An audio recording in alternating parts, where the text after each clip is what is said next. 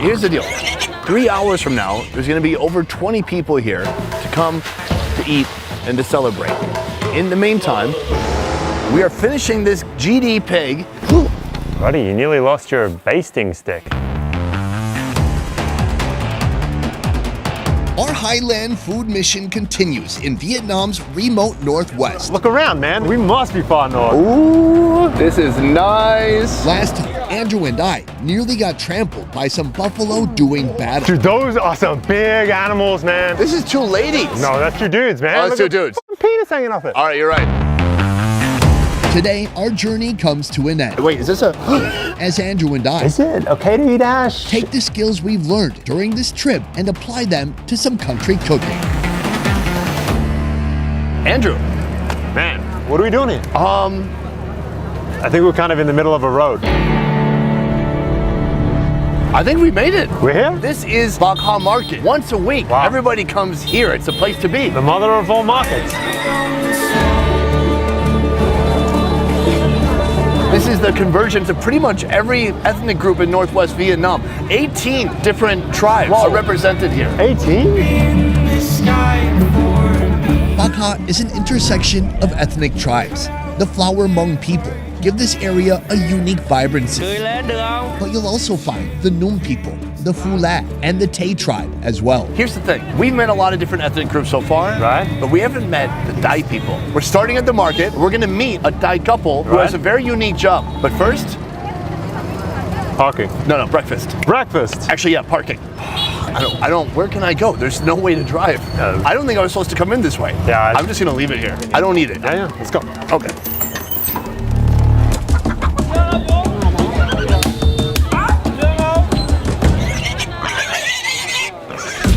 Once a week, folks from various tribes and backgrounds come here to sell what they have or buy what they need. Plants, liquor, produce, live animals as pets, and not. It's also a great time to socialize. But above all, this place is a treasure trove of ethnic foods you can't find anywhere else. Good morning from Bak Ha Market. To start the day, Andrew and I are getting our own separate breakfast, starting here. Can we see what's inside here?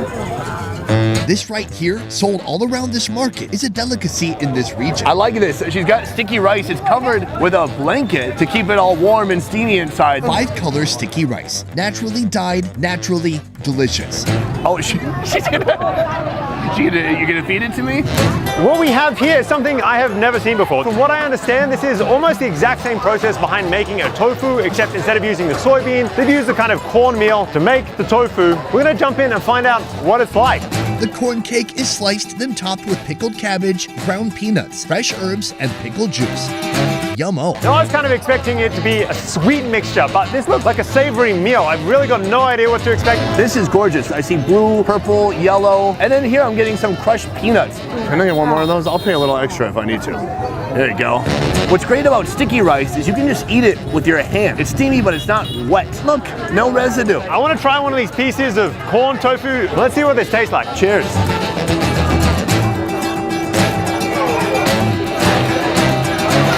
I don't know what it is, but that is so delicious. The texture of the rice is so chewy. It's just fun to sink your teeth through. I love it. And that is completely flavorless. I don't know that I've ever tried anything else that has as little flavor. Let's mix in some herbs. We've got some of the sawtooth grass, peanuts, and spices on top. Wow, heaps of flavor, heaps of spices. What's interesting about this is it's cold. That's super weird. In the south and elsewhere in Vietnam, it's pretty much always just rice as a base. But up here, the corn is a real cornerstone of the diet up here. Corn couscous, now corn tofu, and that's super interesting. The food here is diverse and varied, depending on the tribe who prepares it. The Hmong prepare this, a horse organ stew. The Nung people have their pink pho. The Tay people, they're known for this. We got a couple things here. What is this? This one is the sticky rice made out of the powder rice. Inside there, they have the cinnamon seed, peanuts, and sugar in here. We've had pounded rice a couple times on this trip now. Do you think pounded rice was invented in Vietnam or Japan? Sitting across from us, a Tay couple. They're the reason we're here. Nhưng món ăn là người Miss Lewin and her husband, Mr. Kim. Cuisine is from Vietnam because from the old generation, we always making in the new year or special occasion. Fantastic. Well, let's try it out. Whoa, I like that. that's really good. Dude, I was not expecting that flavor. I already love fried pounded rice, but here there's kind of a sweet treat inside. A little bit crunchy from the sesame and peanut. Yeah, peanuts and sugar. If this is Thai breakfast and I was a kid, I would have eaten this all day, every day. Yeah, you'd be 400 pounds. I want to talk about you two. You two have a very unique job. Can you explain what your job is? Anh chị làm nghề gì? làm nông dân làm ruộng. Living mostly in the hills of Vietnam's northwestern region, the Tay people have specialized in rice farming and raising cattle. But these two are different. They've made a career out of catering traditional Tay cuisine. Her job is to prepare the food for the wedding or for the restaurant as well. For you guys, what is the biggest wedding you've ever done? We started this trip in a Hmong village, where an unorganized but eager troop of villagers just barely finished a wedding feast in time for the ceremony. With these two, it's a different story. Wow. Wow, so 800 people. 800 people. A lot of Hmong wedding, we also use Vietnamese people cook for us because they make better dish. But for Thai people, it have to be Thai food. Is it just you two doing that, or do you have a team? Also have a team. Composed countryside cooking for your wedding, the New Year, or for today's event, a death anniversary. A death day is the anniversary of a loved one. It's the opposite of a birthday. The Tay people take this day to pray for and pay their respects to a dear loved one who's passed away. Well, listen, Andrew, they've actually come here to get ingredients that they're going to need for this feast today. We need to help them. They'll lead the way. You just have to stand next to them and say what's happening. Okay. Preparation for this evening's event are underway. First, we gotta buy some protein. Wait, is this a, this is a pig. Ah! How come some of these get a cage and some get a bag? I don't understand. What do you think? Yes? No? Okay, does he understand like a thumb up, thumb down system? He said this one's gonna be yummy. It turns out a lot of people here are used to eating pigs that are a little bit smaller. They cost about $110 roughly. That's it for my shopping list. I'm not sure what Andrew's up to, but pig, protein, we got it. So I'm here with Chi Luyện. I've been tasked with picking up the rest of the ingredients to make a black Thai sticky rice. Mua cái này hả? Một cái này. Ăn được không? Cái này không ăn được mà sẽ để gói bánh ạ. We're going to cook the rice within this. It's not only going to impart any flavor, but it is going to impart color on the rice. So instead of having white rice, maybe this is what makes it the black sticky rice. Andrew is doing a little bit of shopping, so I'm doing a little bit of self-care. Have you guys ever got a haircut for $1? That's a great deal. Don't take off the bandana. That cannot come off. Okay guys, we're now looking for the rice. Nếp làm bánh của mình sẽ là nếp hạt tròn. This really fat, round rice is going to make for a really, really intensely sticky rice. Chị có thích nếp này không? Great, this is it. Time for a sweet treat. Right here, honeycomb. You know this is fresh because there's still some bees on here. Oh, really? Okay, thank you. That's so delicious. It tastes like honey. If you've ever had honey, it's like that, but very, very fresh. And what we have here is a bunch of varieties of beans. And we're here to buy some mung beans. Mình mua cái gì? Mua cái này. I've seen this yellow mung bean here used in a bunch of different ways, whether it be sweet or savory. I've even seen it used to be ground up into a paste. I think that's what we're going to be doing here. Right here, these are local roots that can help men with little issues that they might have. Can I just eat this? Yeah?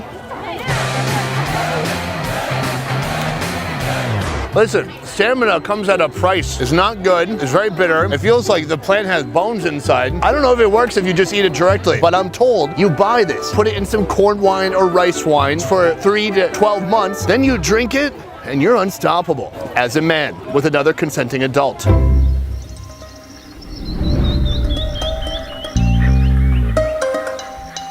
The Tay people are the earliest known ethnic group in Vietnam.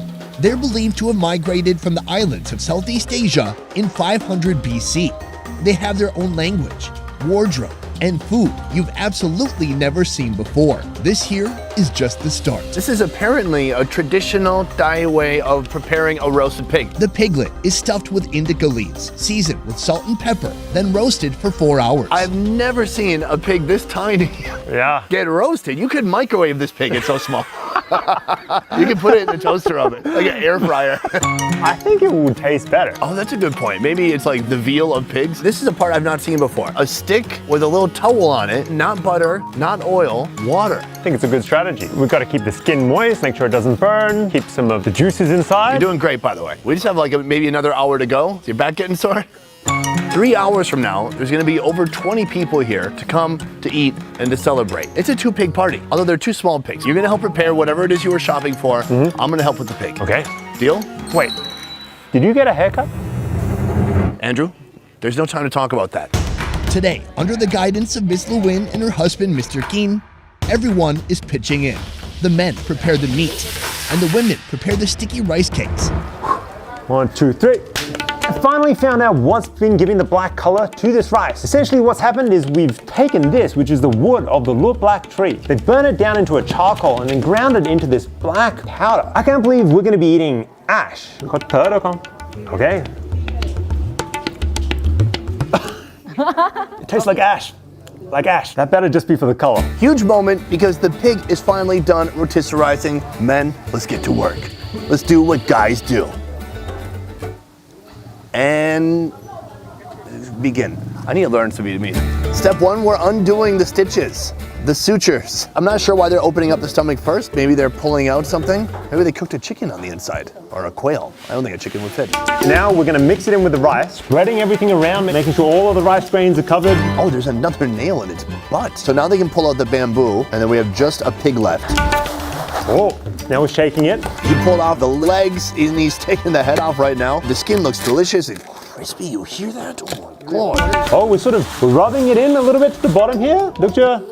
Okay, that's it. The smell is delicious. They're taking all these herbs out right now. These are gonna get squeezed out and drained and used as a sauce during the meal. And we're gonna enjoy this very soon. We've got everything we need for the black sticky rice cakes. Time for the build. On top of pherinium leaves, add a layer of ash-dyed sticky rice, then mung bean, then slices of pork belly, more mung bean, more rice, wrap it up, seal it shut with bamboo strips, and boil for 6 hours.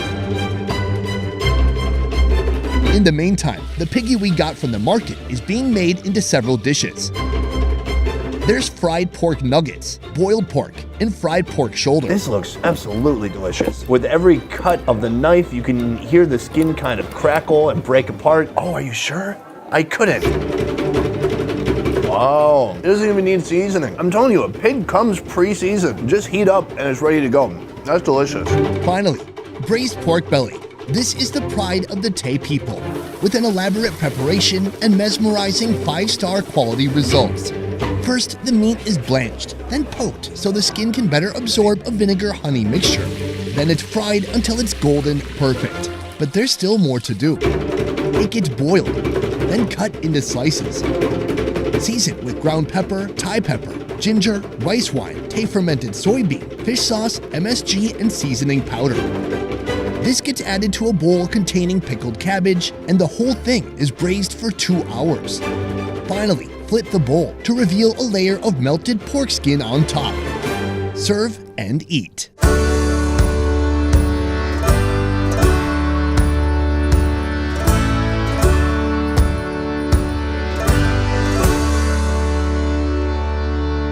Andrew, Sonny. this is fantastic. Not only did they make all this in just a few hours, they made this too. We got here, I love the shirts the men wear here. I said, can I get one of these tailor-made? They just brought it 2 hours later. They didn't measure me. No. They just looked at me.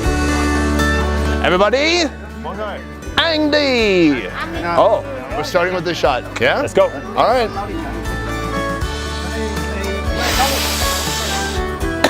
I feel healthy. That's got to be corn. Yeah, now I sound like DMX. And corn wine turned me to DMX. They have cooked 5 dishes from that one pig. They also have a pig they rotisserized. Everything looks amazing, man. Of all the dishes here, which one is your favorite? The roasted pig, we helped make that Yeah. for at least 5 minutes, however long that filming was. I think we should try it out. Oh, and there's skin here. This looks super delicious. Give it a little bit of a dip, Andrew. This is the sauce they squeezed out of the herbs from inside the pig. Cheers. Let's go. It makes me want to sing, but all the songs I want to sing are copyrighted. So I'm just going to sing in my head. That is amazing. We got to start cooking baby pigs more often. That is really good. It is the veal of pigs. This sauce is incredible. It's oily and fatty from the pig meat itself, but it's just full of fresh, delicious herbs. It's very fragrant. Again? Bro. You want to try some of this? Yes. Andrew kind of helped make this. Ooh. That is like a dense cake. There's mung bean in some of this. There's big pieces of pork fat. How many of these do you eat in a meal? Like just like 2 slices? Nửa cái đấy. She can eat half of them. Really? They say the ash is good for your stomach. I'm sorry, the ash? The ash. It's unbelievably dense. It's almost all the same texture. It's pretty hard to distinguish between the rice, the mung bean, and the pork fat because the pork fat's just melted into mush. I think this is the balance with all this heavy meat. This is the braised pork. It looks like a meatloaf. Have you had that before? No, because we are Hmong and we don't make that. Well, I think you should consider it. Andrew, let's try this meat. Let's go.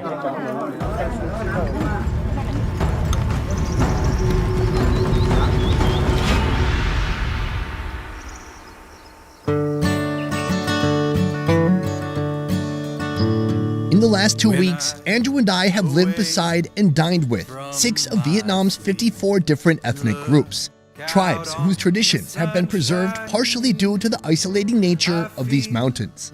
But I wonder, how much longer can these traditions last? Wow! What just happened? Shut the heck up. That just melts. I've never seen anything like that. One of the best things we ate this trip. So the vegetable base, it's almost like a mix of these deliciously seasoned mashed potatoes with pickled vegetables that have been fried or something. And then on top of the pork belly, it's just tender, it's soft, it melts in your mouth. I can't get over the texture. That's like the texture of fish. Like melts in your mouth is an understatement. I've never ever seen anything just fall apart like that. Remarkable. Can you do my wedding? Times when the sun Entropy is the natural order of things. That which is not tended to tends to break down and fall apart. The same goes for culture and traditions. But here, the Tay people, they put in the work. They're deliberate about maintaining and strengthening the traditions that have brought them this far. She said from the old generation and to now, Thai people just like to hold strong for their culture and then never like to change. So do you think your kids or your kids' kids are going to keep the same traditions just like you and your husband? Bảo con mặc She was training her kids to keep the culture. I think there's no way to maintain culture casually. Right. It just has to be very deliberate. You can see the way everyone's dressed, the food they're eating, the traditions, the language. It's very impressive to me. I think that is the key to holding on to tradition is to care and to work at it every day so it doesn't fade away. And to that, I say cheers. Cheers. away Yeah, come on. Yeah, come on. from